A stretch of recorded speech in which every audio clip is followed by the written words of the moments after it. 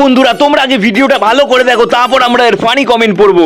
যেহেতু 25 ডিসেম্বর চলে গেল, ঠিক আছে, আর আমি কিন্তু ওকে কোনো গিফট দিতে পারিনি, যেহেতু আমি ছিলাম না এখানে, আমি আউট অফ স্টেশন ছিলাম। কিন্তু ওর না প্রচন্ড বিড়াল ভালো লাগে, তো পার্সিয়ানকে এটা দেবো। আর এটা না ওকে এমনভাবে সারপ্রাইজ দেবো, দেখো ওর রিয়াকশনটাকে দেবো।